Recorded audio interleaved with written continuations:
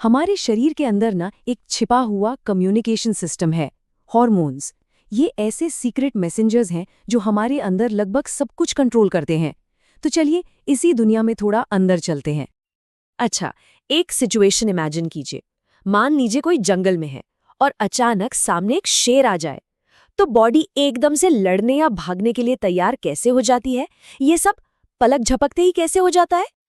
आइए इसे एक गिलहरी के एग्जाम्पल से समझते हैं। सोचिए वो किसी खतरनाक सिचुएशन में है। उसे फौरन डिसाइड करना है या तो लड़ना है या फिर भागना है।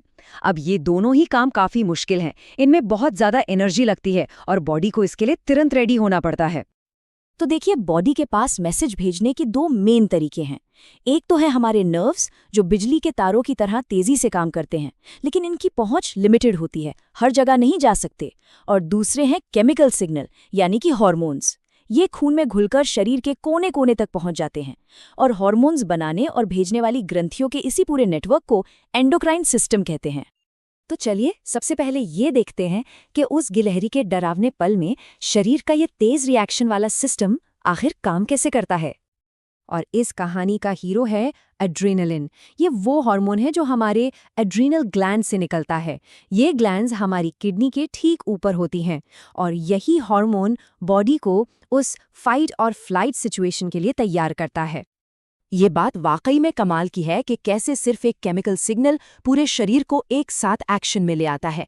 आइए समझते हैं कि ये होता कैसे है। तो होता ये है कि एड्रेनालिन सीधा खून में रिलीज हो जाता है। इसके रिलीज होते ही दिल जोर जोर से धड़कने लगता है ताकि मसल्स को ज्यादा से ज्यादा ऑक्सीजन मिले। ब्लड का जो फ्लो है वो डाइजेस्टिव सिस्टम से हटकर हमारी मसल्स की तरफ डायरेक्ट कर दिया जाता है। और तो और हमारी सांसें भी तेज हो जाती हैं। ये सब मिलकर बॉडी को उस खतरे से निपटने के लिए तैयार कर देते हैं। लेकिन हार्मोन्स का काम सिर्फ इमरजेंसी संभालना ही नहीं है। उन प्रोसेसेस का क्या जो धीरे धीरे और बहुत कंट्रोल्ड तरीके से होते हैं, जैसे कि हमारी ग्रोथ, उसमें हार्मोन्स का क्या रोल है।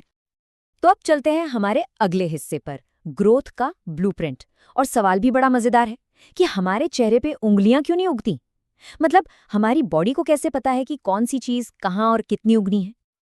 देखिए, ग्रोथ में कई अलग अलग हार्मोन्स का हाथ होता है, जैसे थायराइड ग्लैंड से निकलने वाला थायरॉक्सिन, जो हमारे मेटाबॉलिज्म को कंट्रोल करता है। फिर पिट्यूटरी ग्लैंड से आता है ग्रोथ हार्मोन, जो पूरी बॉडी की ग्रोथ को देखता है। अगर बचपन में इसकी कमी हो जाए तो बौनापन भी हो सकता है। और फिर हैं टेस्टोस्टेरोन और एस्ट्रोजन, जो प्यूबर्टी के दौरान होने वाले बदलावों के लिए जिम्मेदार होते हैं। और जानते हैं, ये सारी बातें हमारी रोज की जिंदगी से जुड़ी हैं। हम सब ने नमक के पैकेट पर आयोडाइज्ड सॉल्ट लिखा देखा है ना? वो इसलिए क्योंकि थायराइड ग्लैंड को थायरॉक्सिन हार्मोन बनाने के लिए आयोडीन चाहिए होता है।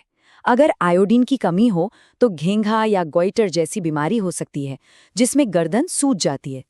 चलिए एक और बहुत कॉमन एग्जाम्पल लेते हैं, डायबिटीज यानी मधुमेह। जिन्हें ये बीमारी होती है उन्हें अक्सर खाने में चीनी कम करने को कहा जाता है। ये कंडीशन भी सीधे सीधे इंसुलिन नाम के एक हार्मोन से जुड़ी हुई है।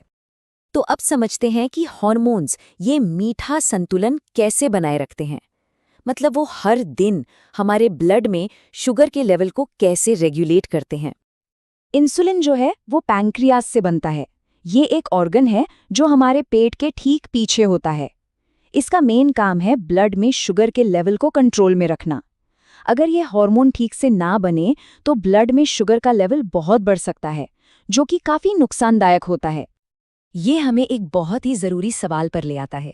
अगर हार्मोन्स की इतनी सटीक मात्रा इतनी इम्पोर्टेंट है, तो हमारी बॉडी हर बार इसे एकदम परफेक्ट तरीके से मैनेज कैसे कर लेती है?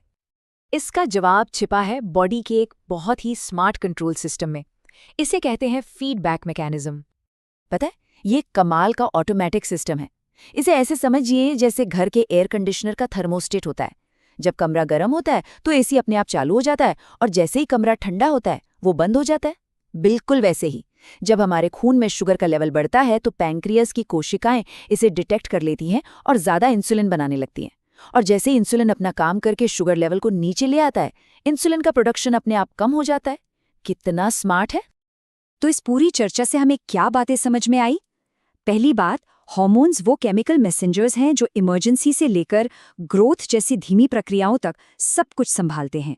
दूसरी बात, हमारा एंडोक्राइन सिस्टम यानी ग्रंथियों का नेटवर्क पूरे शरीर में फैला एक कम्युनिकेशन हाईवे है। और तीसरी और सबसे ज़रूरी बात, ये पूरा नेटवर्क थर्मोस्टैट की तरह काम करने वाले स्मार्ट फीडबैक लूप से खुद को कंट्रोल करता है।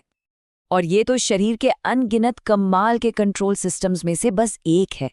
जरा सोचिए, हमारी बॉडी और न जाने क्या क्या कर रही है जिसके बारे में हमें कानों कान खबर तक नहीं है।